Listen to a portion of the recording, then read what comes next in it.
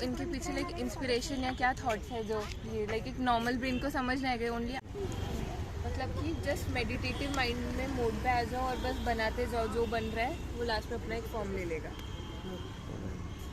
जैसे कि like clear view नहीं है तो इनके पीछे लाइक इंस्पिरेशन या क्या थॉट्स है जो ये लाइक एक नॉर्मल ब्रेन को समझ नहीं आएगा ओनली आर्टिस्टिक ब्रेन ही समझ सकता है। हाँ, कि इसके पीछे क्या इमेज है। मैं जो पेंटिंग्स बनाता ना, हाँ तो जैसे अपन मेडिटेशन में हाँ जीरो में जाने की कोशिश करते हैं। जीरो का प्रोसेस।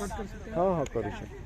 तो अपन जीरो में जाने की कोशिश करते हैं ना मेडिटेशन में, तो उस तरह से मैं ये सारे ऑब्जेक्ट्स जो है उसको भूल के प्ले करता हूँ जीरो माइंड में जाकर और फिर क्या होता है कि प्ले करते करते वो एक नई इमेज बन जाती है।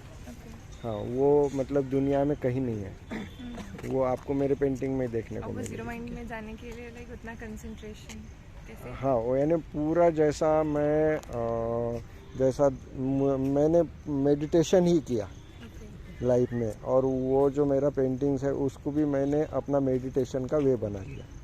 हाँ, अब आर्टिस्ट का क्या होता है कि जैसा सबसे पहले जो है वो ऑब्जेक्ट जो है वो पहले ऑब्जेक्ट इम्प्रेस करता है कि ये चीज़ अच्छी लग रही, तो उसको पेंट किया तो वो क्या कर रहा है कि वो ऑब्जेक्ट को स्टडी कर रहा है कि देखो यानी बनाने वाले ने ये पेड़ कैसे बनाया। हाँ, तो वो पहले क्या कर रहा है कि ऑब्जेक्ट को स्टडी कर रहा है। फिर जब वो उसके डीप में जाता है तो फिर धीरे धीरे क्या हो जाता है, जैसा फॉर एग्जांपल समझो 10 फूल है तो 10 ब्यूटीफुल है, 10 सुंदर है। हाँ, लेकिन 10 का शेप अलग है, 10 का कलर अलग है। तो वो ये देखता है कि जो खूबसूरती जो है वो एक कॉमन चीज़ है जो सब में है। फिर वो खूबसूरती को पढ़ने की कोशिश करता है, उसको समझने की, तो फिर वो एब्स्ट्रैक्ट में चला जाता है। अब उसके लिए फिर वो फॉर्म जो है वो फॉर्म इम्पोर्टेंट नहीं है, अब वो एब्स्ट्रैक्ट में चला गया क्योंकि खूबसूरती जो है वो एब्स्ट्रैक्ट चीज़ है। हाँ, और फिर उसके भी जब वो डीप में जाता है, हाँ, तो फिर धीरे धीरे क्या हो जाता है कि सारे ऑब्जेक्ट उसके माइंड से हट जाते हैं क्योंकि ये मटेरियलिस्टिक वर्ड जो है, हाँ, फिर वो इसके बियॉन्ड चला जाता है।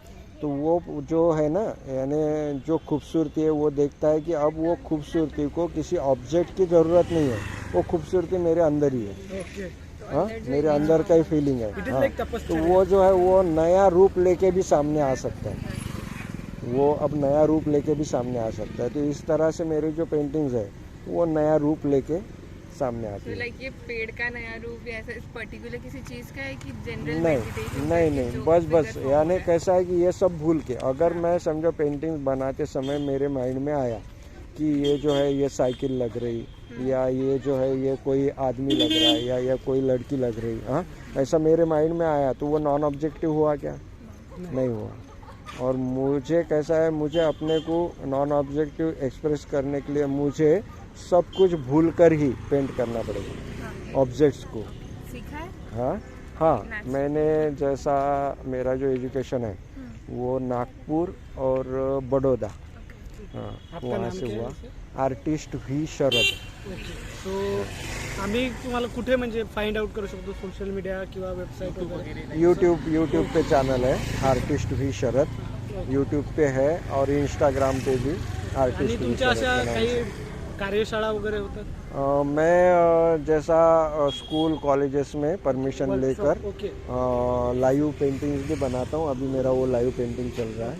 हाँ, और इस तरह का डिस्प्ले देकर पेंटिंग्स के बारे में, यानी पेंटिंग्स कितनी वैल्यूएबल है। पेंटिंग्स के अंदर क्या होता है कि हर आर्टिस्ट का अपना एक एप्लीकेशन का एक वे होता है, यानी उसका स्टाइल बोलेंगे अपन, और दूसरा एक थॉट होता है, वो अपना कुछ समाज को रिफ्लेक्ट करता है, हाँ, कुछ देना चाहता है। हाँ, तो इसीलिए उसके जो प्राइजेस है, जो वैल्यू मिलती है ना, ते कागदा अनवर, तो जो वैल्यू मिलती है ना, तो वो वैल्यू जो है वो उसके थॉट की वैल्यू है।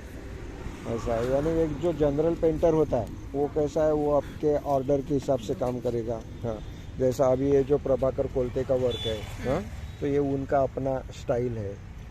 एक जैसा काम लग रहा है ना, अमृता शेरगिल, ये भूपेन ठक्कर, ये तैयब मेहता, हाँ, इनका जो है इनका अपना स्टाइल है। तो ऐसा आर्टिस्ट जो है अपना स्टाइल डेवलप करता है और हर किसी का आपको अलग नज़र आएगा। मतलब हर तो वो उसकी जो इमेज है, हाँ, तो वो अपनी एक इमेज क्रिएट करता है और वो उसकी फिर वैल्यू जो है, जैसा अभी अमृता शेरगिल जो है, इनका 16 तारीख को अभी इसी मंथ में जो ऑक्शन हुआ दिल्ली में, तो उनका 61.8 करोड़ में पेंटिंग सेल हुआ। जब मैं कॉलेज में पढ़ता था तो उनके जो प्राइजेस थे समझो 1 लाख, 1.5 लाख, 2 लाख ऐसे रेट थे।